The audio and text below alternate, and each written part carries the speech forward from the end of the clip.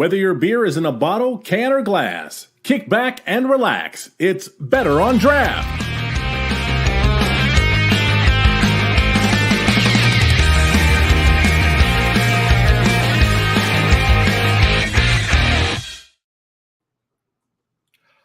Welcome, episode 344 of Better on Draft. We are doing a special edition today. I believe originally we were going to call it 40 Ounce Friday. Most people don't listen to it on Fridays, though. That is a throwback to a show Ken and I had back over a decade ago. I hope you guys agree. I think a good name with it for having March Madness going on is Malt Liquor Madness. Seems like a good name for the show today. So, with me here always, the sexy Rob and the lovely Wendy. How are you guys doing? Doing pretty good. Try not to laugh. So you guys had one job this week. We were all supposed to show up with some malt liquor. I'm going to go ahead and start here first. I've got a wonderful 40 of Mickey's fine malt liquor. And then throwing back, we were talking before the show about craft malt liquor. This might be the last can in existence. It's Rochester Mills Old St. Mix. No relation to Mickey's, but that might be the last one in existence. I think I have all the remaining labels of it too. Let's start with you, Rob. How'd you do? I did not do well. 3 liquor stores later, I ended up settling for a lychee Good Day, which is some sort of a vodka drink with lychee in it. Now, tell everyone, because I don't even know what's lychee. It's oh goodness. It's a fruit out of like Southeast Asia. They have a lot of it. And it comes in this weird shell that you peel off, and then you take. It's a beautiful eyeball-looking white fruit inside of it Nice. that tastes a little bit like strawberries and cherries, kind of lightly. It's really good. All right, excellent. Wendy, did you do the job? Did you get it done? I did. I actually, you can see the $2.99 sticker on it still. It is. I got a Champagne Golden. Nice.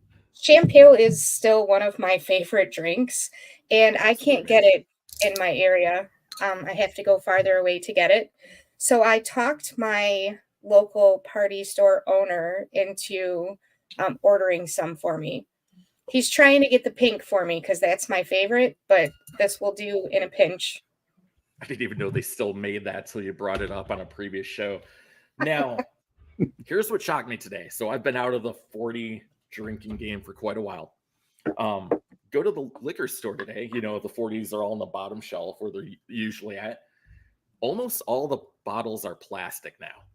And that really kind of disappointed me. I was originally going to get some OE 800 and make a brass monkey, but it was a plastic bottle, almost like, you know, like a soda bottle, like getting like a 1 liter Pepsi or a Coke in a plastic bottle. Have no idea why they started doing this, because, you know, you're supposed to drink your 40 and then smash it in the alley behind your house. I mean, how do you do that with a plastic bottle? Well, that's probably why they started doing that. But thankfully they came through with the Mickeys. It was Mickeys or it was Steel Reserve. So definitely went with the Mickeys there. Now, Rob, you told us you don't have a lot of experience with malt liquor. I do not. What's the reason? I don't know. It just never really seemed to be a thing that was around. I never had a reason to buy it. Oh man, I forgot what this is actually good too. Now, most people don't get started drinking craft beer right off the bat. What did you start with? What got you into beer in general? Yeah, it was probably wine coolers and things like that. How do you go from wine cooler to craft beer? I guess that's a weird jump. I know early on there was a Creek or a Framboise involved. And what about you, Wendy? Sorry, I had to take a sip of the Mickeys because it's tasting pretty good. What about you, Wendy? No, I did not drink beer at all. I thought it was disgusting. When I first started out, we would drink a Colt 45 every now and then when I was younger. If my friend's sister could get her hands on it. But no, I drank liquor, and it wasn't until I joined a volunteer organization that spent a lot of time at bars that I realized I can't afford to drink liquor all the time. in my 20s. So I had to learn to like beer. So I started with Killian's. That was my gateway beer. I realized, oh, beer can actually taste pretty good. And then I went to a web where I was volunteering and I got to pour for Kunin's. And they introduced me to like all 50 flavors that they brought with them. And I Oh, had to wow. try before I could serve. So that was my introduction to craft beer. Nice. You know, that's a brewery that really goes under the radar if you're in Michigan these days because there are so many options where they are one of the old school ones that had been there for quite a while. I have an interesting way that I got into malt liquor. It's what I was drinking actually for quite a while. Before, like you, Wendy, I was drinking, I liked screwdrivers, vodka, cranberries, things like that. The job I was working at the time, I worked till 1 a.m. It was like a 4 p.m. to 1 a.m. shift. So the only place you could get liquor, beer, or anything was like the old Farmer Jack that was open 24 hours right by where I lived at the time. And I discovered 40 ounces of King Cobra for $1.49. So, you know, early 20s, I was probably 22, 23. You know, you can't beat 80 ounces of beer for $3 plus deposit. So I was drinking that for a long time until Ken finally Nope. convinced me to have a Bell's. I think it was a Bell's Amber, Bell's Two Hearted, something like that. And then it was gone from there. Excuse me. Now, we'll get back to the malt liquor talk. I know Wendy's got some few things on that, but we do have a contest going on right now related to March Madness. It's our annual March Draftness event. Finals actually, if you're listening on Friday, start, I don't know what time it is out there, less than an hour, I believe, out on the East Coast. That'd be 8 p.m. Eastern time. PM. Remind me who's in the finals. I know it's Arctic Circle. I can't think of the other one because they have a cool logo. But it doesn't say the name. Coopersville. Now, Oh, yeah. Coopersville. Okay, perfect. As I'm pulling up the information on it now, what are your thoughts on this? First off, Arctic Circle, they're hilarious when it comes to going against the competition. They put up hilarious memes. They're always funny. They're both two great guys that started that place. In fact, wasn't it the owner of Loaded Dice and one of the owners of Arctic Circle sitting on the blue couch at the end of the contest? Because they went together. I'll have to go back and look at that. Yes. But Yep, that was them. I thought so. Thank you. So, Wendy, let's hear your thoughts on this. I think this has been an interesting contest. There were some really shocking upsets as far as what we saw in some of the previous rounds. What have your thoughts been on it so far? I think it's been amazing. It's really fun to watch. There were a lot of breweries that I haven't even been to yet, which I think is a lot of fun. I've talked to people who were like, oh, none of the big names were in there. And I'm like, yeah, but this is a good way for some of the younger breweries or the newer breweries to be able to get their name out there and kind of get their fan group together and get their name out. So I think it's really cool. Seeing all the different ones that I'm like, I had to look up a couple of them. Which I was like, huh. Go ahead. Now I'm looking at the divisions here. Which ones had you not heard of?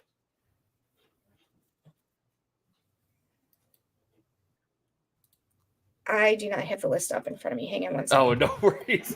So there's always a couple of shots in here. I don't have the list up, so no, you're good. Yeah, there was just a few new ones. Yeah, my computer is being really slow today too, so I don't know. It's kind of a delay when I'm talking to you guys. So I can't even think of the name of them right now, but there was a couple that I was like, huh, never heard of that one. And I definitely haven't been there, so they're definitely on my list to go to now, but which is working because that's the whole point in doing this, right? Oh, yeah, absolutely. And for people who don't know, if you win the contest, we do eliminate you from competing again, simply because we had an issue of the same brewery winning over and over the first few years of doing this. Definitely some upsets here. I'm looking at the North region specifically. Our web developer, Bill, has been pushing this Alpha Michigan brewery that's somewhere in the middle of nowhere in the Upper Peninsula. They knocked off Sheboygan and Austin Brothers.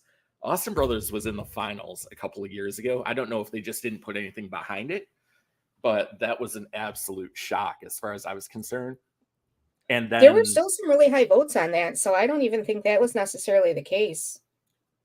yeah, I have no idea because I always thought Austin Brothers was going to be the first one out of the North to finally win. I'd been pushing hard for one of the two Alpena breweries to pull it off for a long time.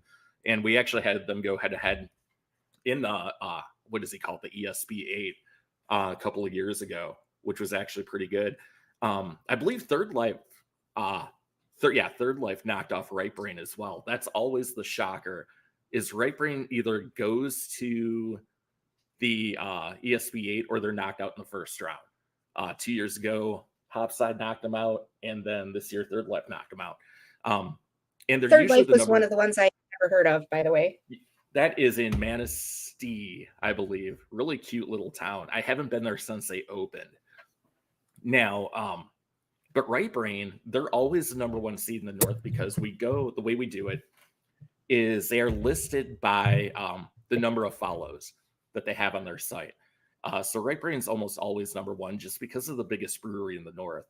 And then the other shocker is every year, what is the mead with the bumblebee? Oh man, it's slipping my mind. Wendy, what's the meadery in Ferndale? Bee Nectar. Bee Nectar, thank you. They have more likes than anyone in the contest. And every year they get knocked out in the first round. Now, they did lose to Block, who made it to the Final Four. They did win the Central Division, but it doesn't make sense to me how that actually happens. What are your thoughts on that? On how these big breweries constantly get knocked out?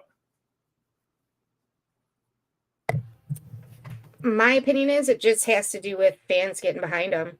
I have said for years in competitions like this that it's not about having the best beer. It's not about even putting your name out there as much. It's about getting your people to stand behind you. That's why we see breweries with mediocre beer last a really long time. It's because they take care of their people. Now tell us about these breweries with mediocre beer. You want to name a few? I don't want to name anybody, but we've all been to one or two. Let's be honest. Oh yeah. I in couldn't any think state of anyone. Oh yeah. I'm looking at some of the regions. I couldn't tell you one that has mediocre beer here. I also haven't been to all of them as well. So I'm completely new to March Draftness. I had never followed it before. I had actually seen it before, but I had never followed it before. And I obviously don't have as much of a Michigan background as everybody else in the podcast, but I have very much enjoyed watching the whole thing unfold and how excited people get about it. That has been kind of surprising to me and interesting to me. Well, I'm not even going to lie. This year, the way we did the voting in the group, we have never had this number of votes for any of these contests. Usually, if you got 500 or 600 votes, you were probably winning. Now they're all in the thousands. And I don't know how we got to that point this year, but it's really nice to see. So people are taking, notice to this. And I know the breweries. That's because you added me to the team. That could be it. Absolutely. You got the Indiana 100% people coming in. But well, it also helps. It helps that we can share the posts and you can vote from the shares. Whereas in the past, you had to go to the original post in order to vote. So it's made voting a lot easier. Yeah, that makes sense. Man. So there was one thing that came up in the first round, and this kind of shocked me. I didn't know where it came from. Dearborn was going against Rustic Leaf. And like the day before the voting end, Dearborn posted something. They said they had no idea they were even in this and didn't even know what it was for. We've known the Dearborn Brewing guys for a long time. Are they just not paying attention? I wonder, or do some of these companies not know that they're even involved? Well, here's the situation with that. They had some type of emergency going on in the brewery. So the owner was focused on that and didn't tell the social media person that they had signed us up for this contest. Okay, that makes more sense. That's where it came from. It was just he had something going on, so he couldn't he didn't share that information because he was focused on his priority, which is his business. And He makes more money from that. Yeah. So I totally get that. Now, the great thing about it, Rob, if you don't know, the winning brewery does have Better on Draft go and buy a keg of one of their beers and give it out to the fans there as a winning prize. And That's then, awesome. like I said, they're retired after that. I kind of want to float the idea if we could get some of these winners. I know one of the winners one year got mad at me. Not going to name who. Probably easy to figure out because I said, yeah, I mean, it's easy to win when you're getting people from North Carolina voting for you. Which was the case. I was going through and like 90% of the votes weren't even from Michigan. I was like, and then reached out after. Family and friends. That's what it's all about. Yeah, it is. Makes sense. It is. But one thing I think we should try to do, and I'm just spitballing here because we haven't really discussed it, but I think we should one year get the winners. I'm trying to think how long we've been doing this now and how many winners we have. Problem is one brewery won a couple of times. But put them up, see if we can get some of the bigger breweries in other parts of the country and do like a round of 16 with the winners versus some of the best out there and see how they stack up. I think it'd be a really good time just to see how it goes, to see if the Michigan beer could pull it off. And, we're talking things like, what's that? Looking at who the winners have been, I think we could hold our own for sure. Oh, absolutely. That's why I think it'd be a fun thing to do. Like if you get like a Bottle Logic in there, or if you get like a Firestone Walker, Sierra Nevada, some of those bigger names out there, it'd be really interesting to see how it plays out.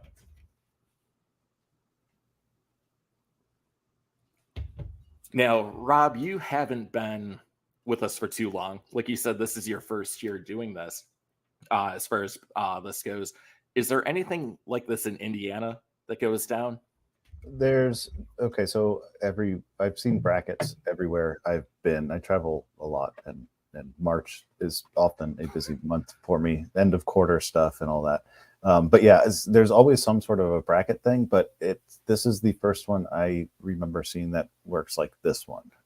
Usually it'll still be fan voting or what have you, but I'm trying to think of the one that I saw last year in Indy, or might not have been last year because of COVID recovery stuff still going on. But the last time I saw one in Indianapolis area, it was Indianapolis breweries, but I feel like it was particular beers were put up and then kind of went head to head on taps at some of the bars in the area.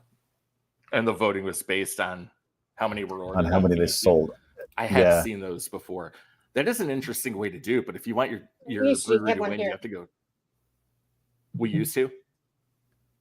Yeah, I actually used to do that in Westland. Oh, wow.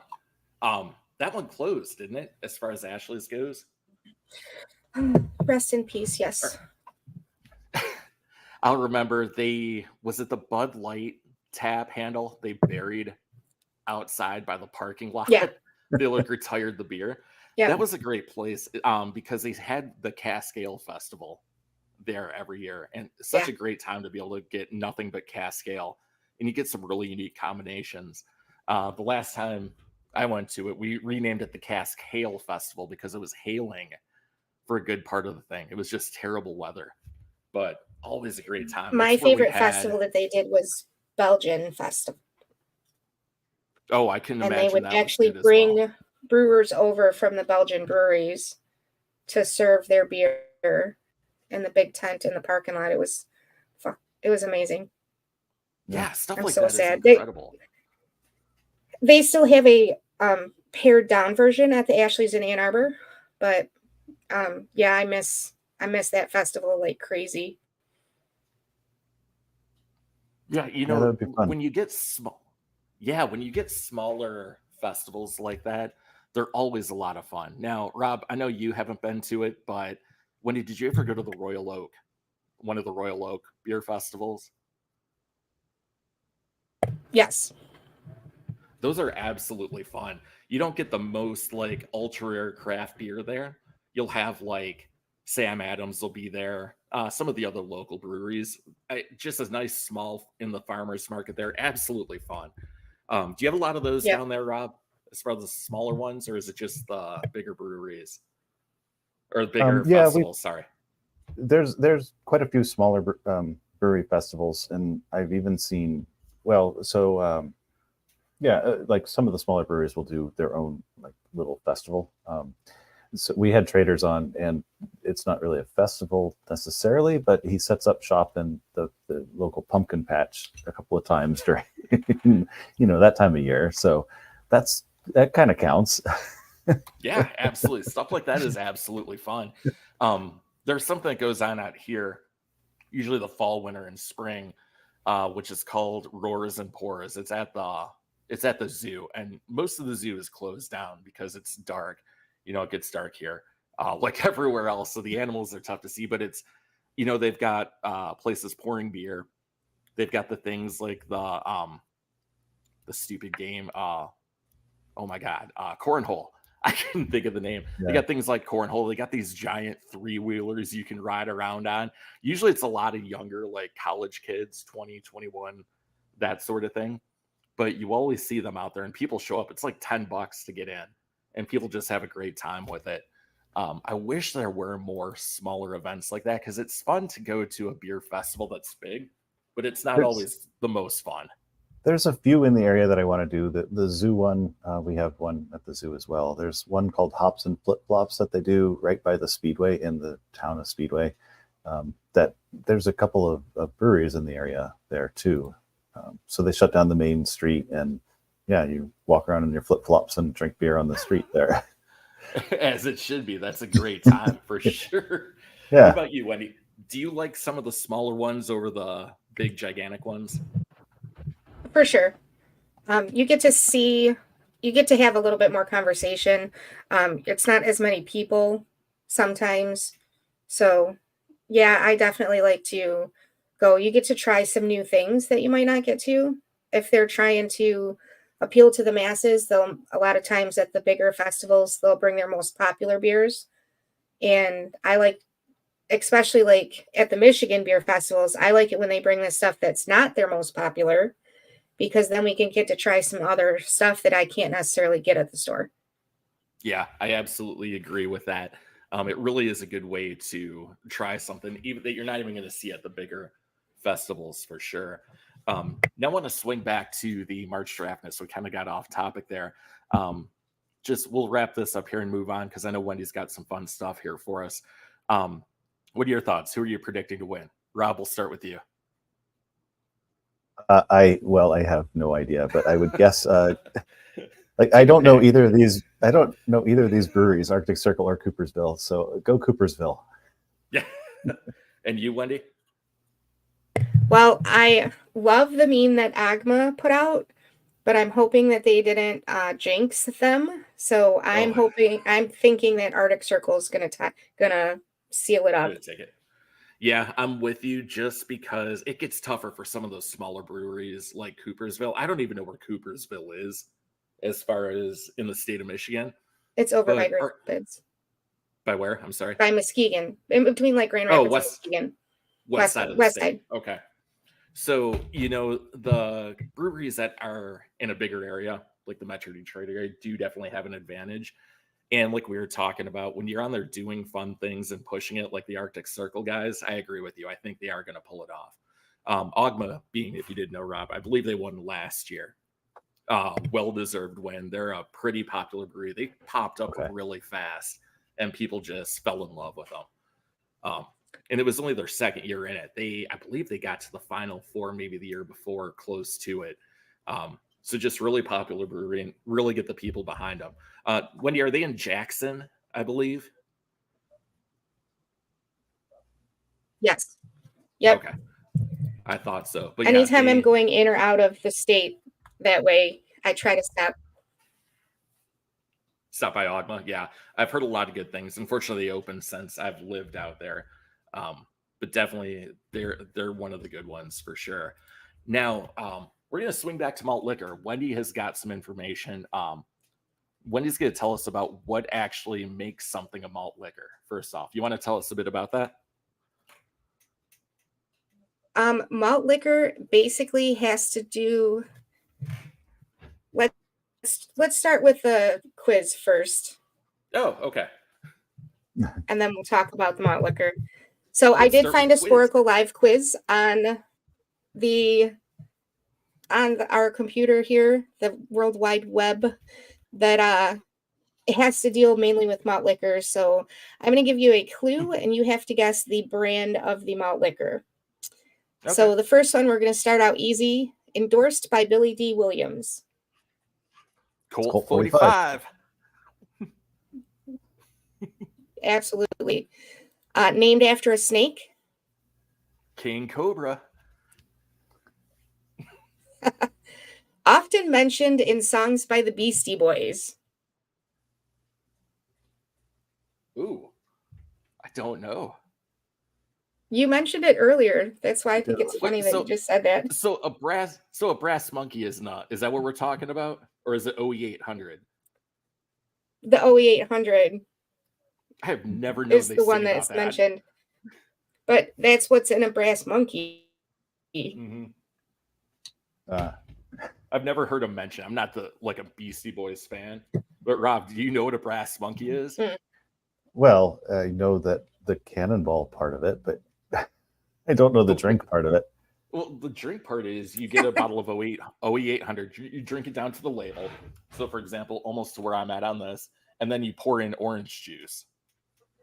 That's a brass monkey. You're like, what the hell is? What are we doing? So it's a beer mosa. Yeah, it's a beer mosa. Yeah, it is. Or basically, is what's or going on. Screwdriver. Yeah. It's also the plate that is used to hold cannonballs next to a cannon on the ship. So when you freeze the balls off a brass monkey, that's what it means. We both learned something new today. Yeah. See? All right, Wendy, what's the next question? All right. For some reason, the bottle is emblazoned with the numbers 211. That would be, I mentioned this earlier, Steel Reserve. Correct. Trademark is a green bee or wasp. Right there. There you go. Canner bottle features a bull. Ooh. I've run out of. We've talked about this on the show before too. Have we talked about this one? I'm drawing a blank on this one. It's not Schlitz. St. Ives. Schlitz. Is Schlitz malt liquor? Yep. Dang. Okay. Endorsed by numerous rappers, including Snoop Dogg and Wu-Tang. That's got to be the St. Ives. Yes. Another exclusive name that perhaps calls for membership dues, which I didn't realize that this was a malt liquor, but I guess that makes sense. Oh, I have no idea. It is Country Club. Oh, I've never even heard of that. Also the name of a gun. Colt 45? Didn't we already have that one? Nope. It's a different one. Ooh. Oh, geez. You think I would? Magnum? I think we've mentioned this one on the show before. Magnum. Yeah, Magnum. Yeah. Is it not Magnum? Is it? Shares a name with a famous Native American. It is.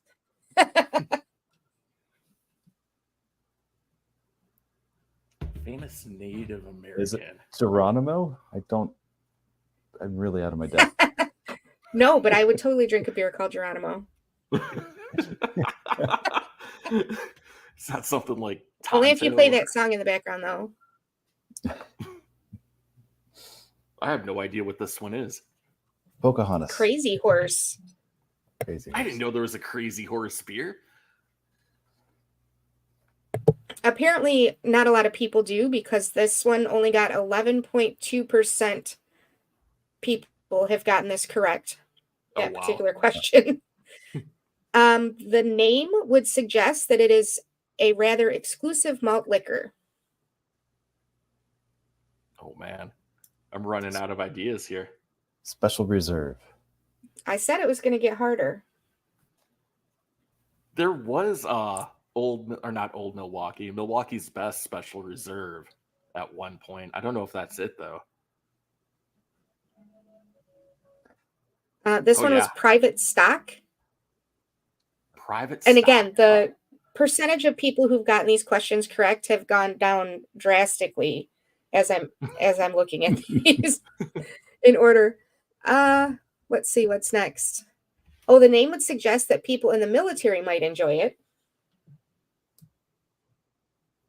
Is it Night Flight? No, it has to do with something they might wear. Camo? Yes. Yeah, there That's is a it. camo. I didn't. Yeah.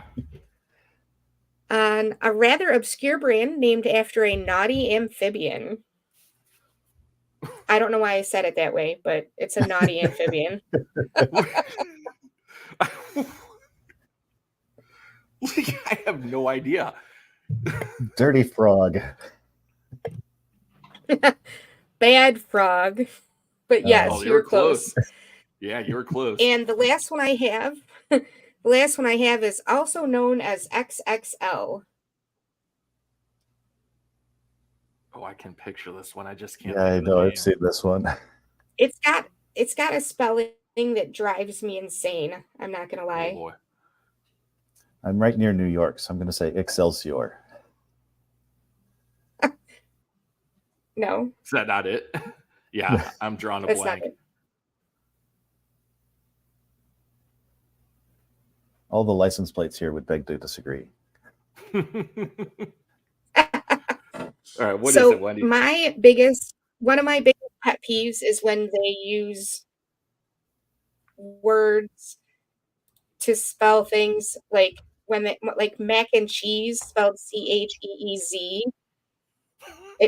I don't know why, it just drives me insane. So this one is Fat Boy, PHAT.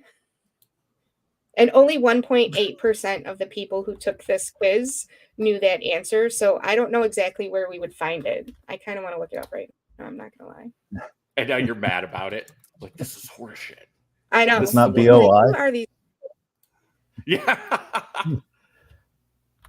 It's not BOI. Oh, there's a Fat Boy Sushi. Of course. Yeah, I I can't am even on find a. I am on an awful hotel internet connection, so I'm going to be a little laggy. Oh, no worries at all. It happens. Yeah, I You only think give you that one. it's going around right now. Maybe it's the snow here. The snow there. Meanwhile, you weren't here yet, Wendy. I've got the air conditioner on. It's like 85 degrees here today. It's still 83 out. I'm not talking to you right now.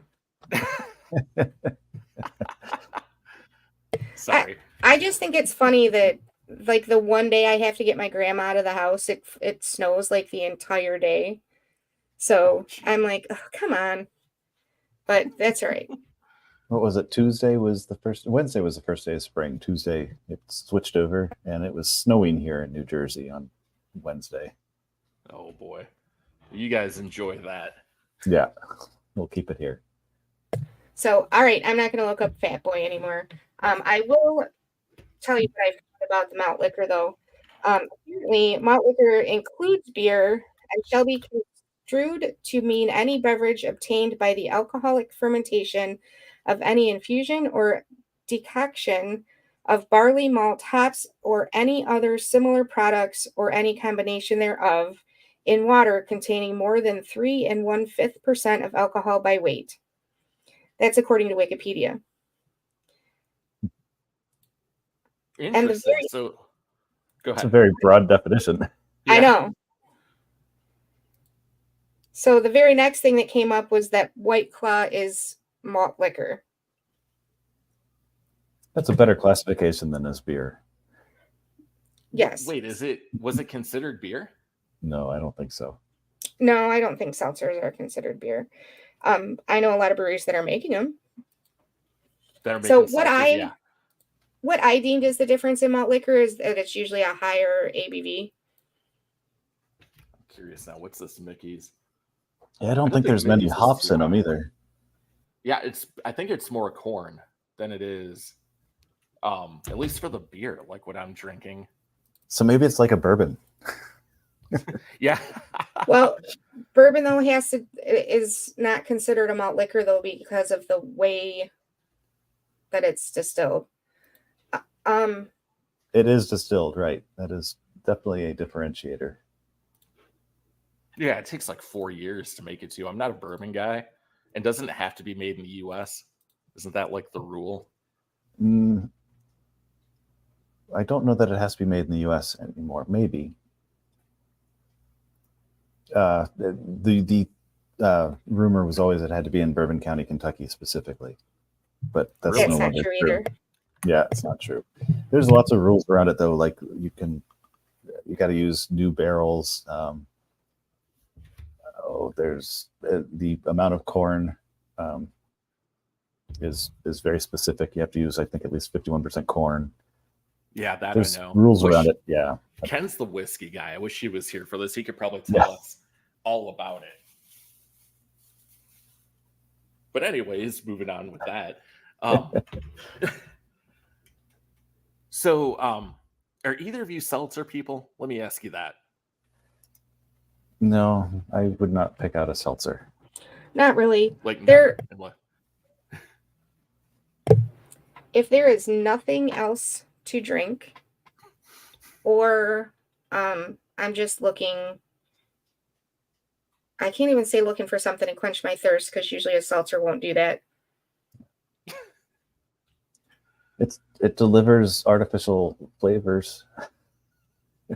So if you want something that pretends to taste like an orange or something, then there you go.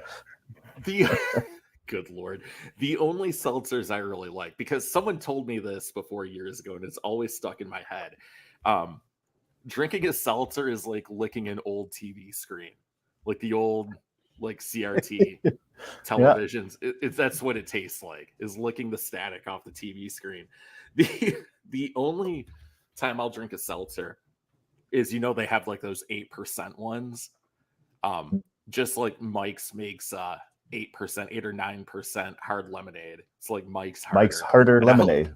Yeah, I always end up with these in Hawaii of all places too. Like I walk into the ABC stores, like, oh, what am I gonna get? You got the choices between the new Sierra Nevada variants. You have the Voodoo Ranger, or then you've got Mike's Harder. So I'll get the Mike's Harder and knock back a few of those. It's when my daughter turned 21, I picked up a bunch of random beers and beer adjacent things. Just because she's not into alcohol. She totally had her chance before she was 21 if she wanted. But when she turned 21, I figured, well, let's give her a chance to try all the different things. And I still have the Mike's Harder. It's not quite a year ago, but I still have the Mike's Harder in the fridge. So I know she didn't drink it. Well, definitely drink it. I don't know if you like Mike's, but those are actually pretty good. Maybe because there's more alcohol in them. They're better in Canada. Rob, I don't know if you've ever been there. Wendy, I'm sure you've had it in Canada, especially when it was big. They make my stomach upset. There's too much sugar in it. Gotcha.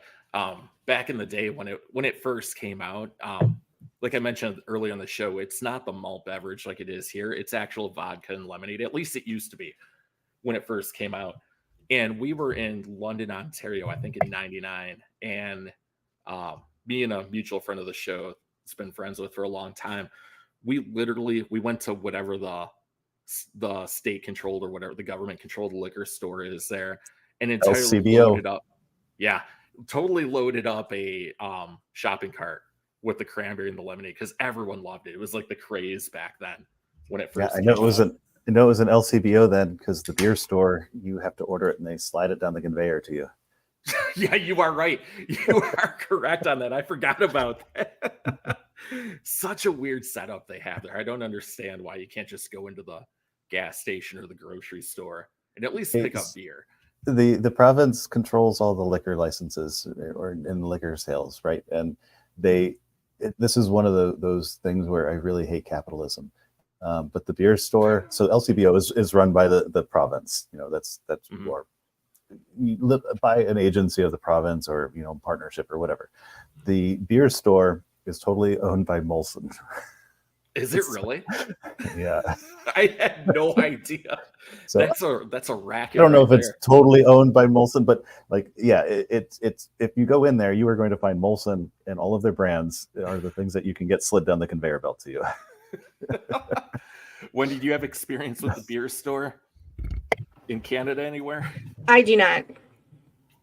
I remember we found beers there. Like you could get a 30 case for like $30. It was like the worst beer in existence. But like under the cap, it would say only a buck of beer. Like you'd pop open the cap and it would say only a buck of beer. It's like Natty Light. Yeah, it was definitely like in that quantity or quality. It was something Canadian, probably a Molson variant. Now that you're saying that, but yeah, we were having a good time with that beer. We had no idea what's going on.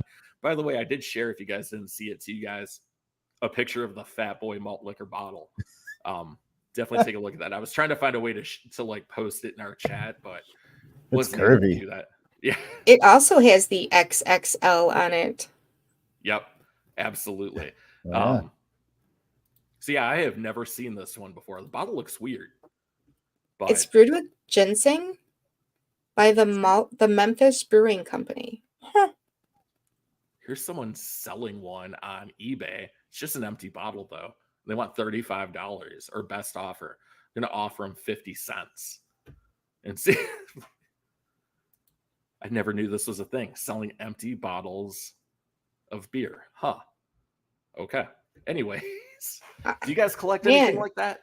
I need to pay attention to that because I could make a shit ton of money. I was going to say, do you guys collect those? I have certain bottles that I've kept. Sometimes if I really like the can art, I'll keep it. And if it's a special bottle, like I've got actually right over here on my desk, Seniors Quadruple from Kunin's. Oh, nice. I kept that one because Seniors, who I credit with making me try all the beers at Webb, so that's why I drink craft beer. So like things like that, I keep a beer that was made for me, things like that.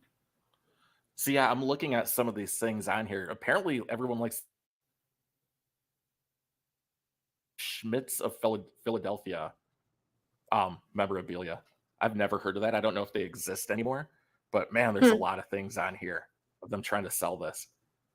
And then you've got Coors Light inflatable blow-up man cave advertising bottle. And then I think you have the Keebler Elf advertising something called Peel's Beer. Is it Peel's on Draft? Okay. This is definitely something I need to take a look at. Rob, do you collect any bottles or memorabilia like that? I do not. Sometimes when I am doing trading, I ship collectible cans. At least that's the description I put on the package. Oh, when you're shipping it. Yeah. I see what you're talking. I see what you're doing there. Do you ever get a hard time doing that? No, I never have. I don't think the people who are taking in the package really don't care. I've even received leaky boxes, and that's been fine too. Just don't care. Who do you usually ship through? UPS is who I usually ship through. See, when I do it, I'll usually get the flat rate box and ship it through USPS because you're not supposed to ship alcohol, but they're not paid enough to actually give a crap about what you're doing there. Yeah, I always get nervous on that one because that's the one where it's a federal crime. Well, maybe I won't be doing that again. Yeah, I don't know. I am not a legal expert or anything like that. Don't take my advice. The postal inspector is coming over to your house. Like, I didn't even know this was a thing. That's right. I did actually meet the Postmaster General once. Did you? Way back in the early 80s, yeah. Oh, boy. And was he talking to you about shipping beer? He was not talking to me about shipping beer. He was just happy to give his daughter was working for my dad or something like that, and he was excited to be able to show us around, the bits of Washington, D.C. he could show us around. Like the post office, and he take you like the back of the post office. Like, check this out. He's got an office in one of the congressional buildings. I don't remember. It's again early 80s. So, but yes, we did get to tour the post office. Like, oh wow, I never cared about this and still Yeah. don't. Like, Yeah.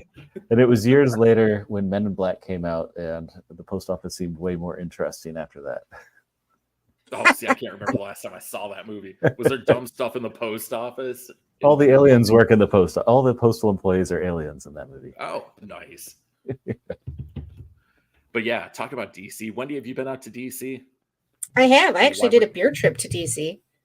Oh, how's the beer scene out there? I never thought about that.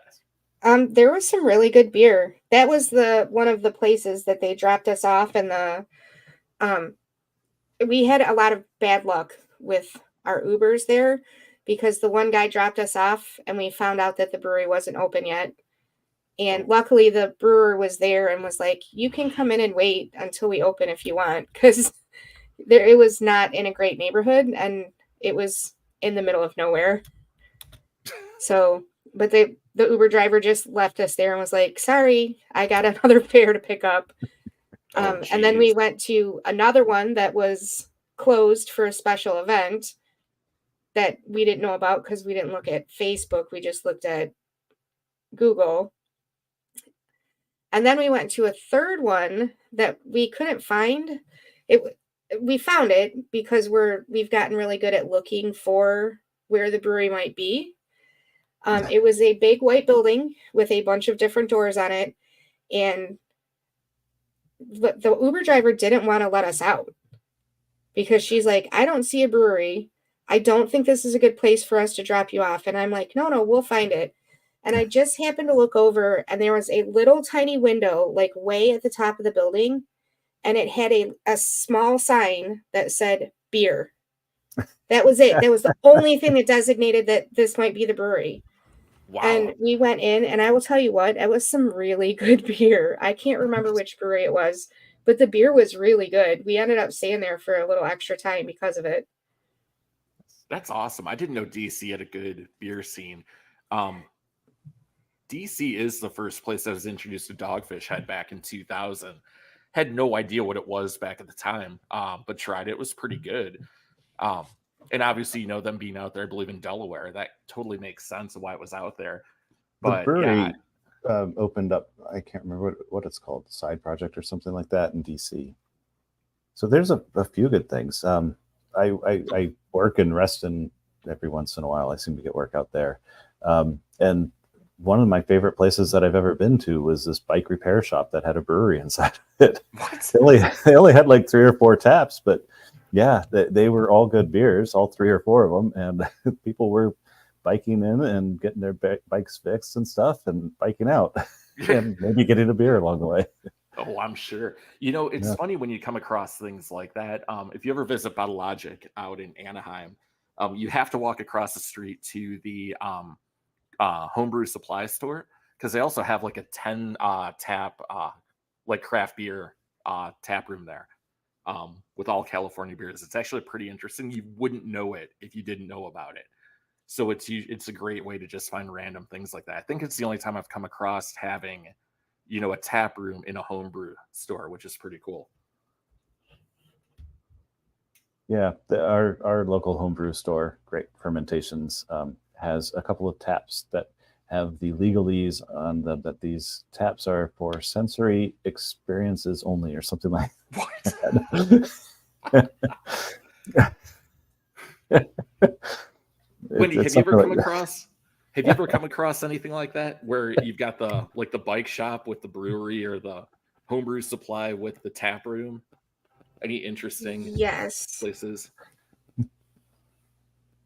Yeah, I'm trying to think of a good example because I've run across a couple of things like that. I think I went. A few. Yeah, there's always something fun like that going around. Jungle Gyms has a big homebrew supplies section, and they also have taps, and you can get beer in your cup and do your grocery shopping and stuff. But that's a homebrew supply store as one of its things. See, that makes there was fun. A brewery that I went to when I was staying in Golden.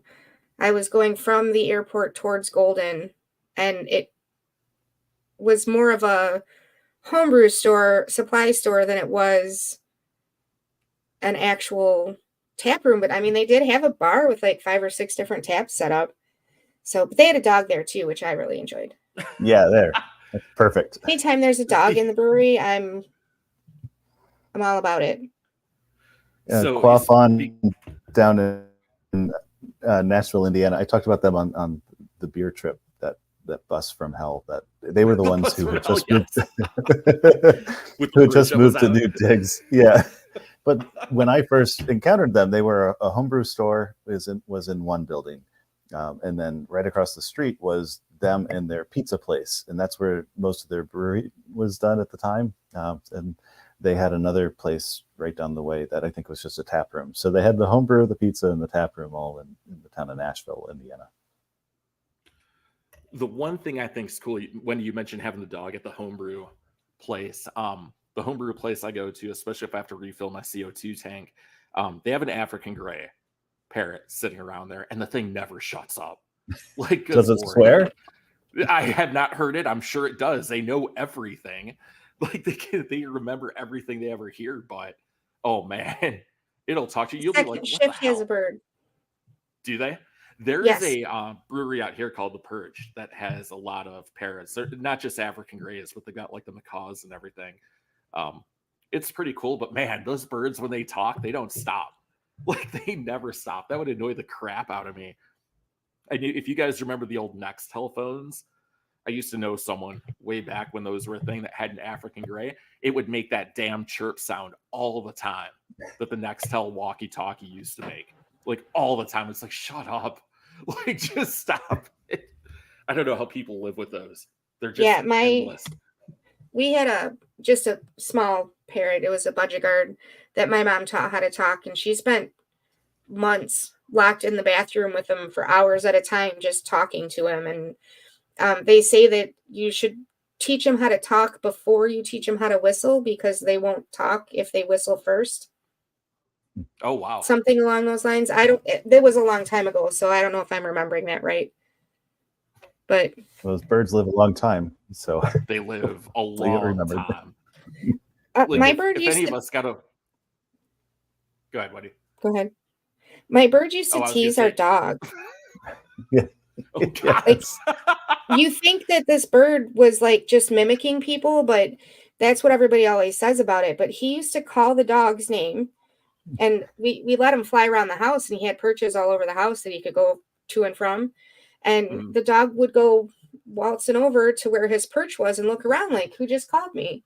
And the dog, it was a poodle, and he didn't like it when he cut the hair in front of his eyes. Mm-hmm. So the bird would mimic the snip of the scissors, and the dog would panic, and the bird would go, ah, ha, ha, ha, ha. Oh, God. It was crazy when you'd see him do it. Oh, no. But he literally would do that on a regular occasion.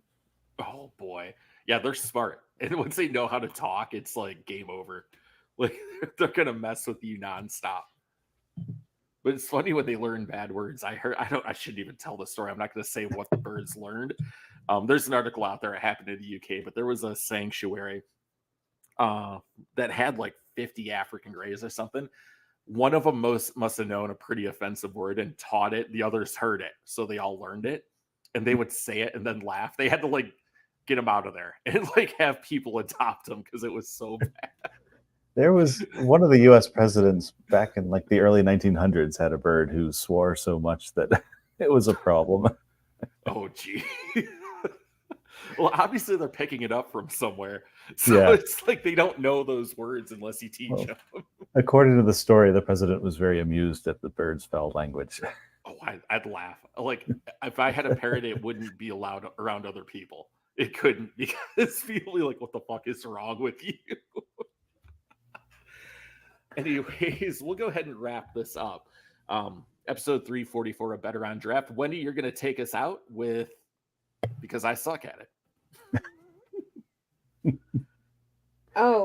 I don't remember what it. It's whether your beer is in a bottle, can, or glass, or whatever you think of your beer. We think it's that one, right? Yeah. That's what you want. Whatever you think of your beer, we think it's Better on Draft. There you go. How Cheers. can we not get that right?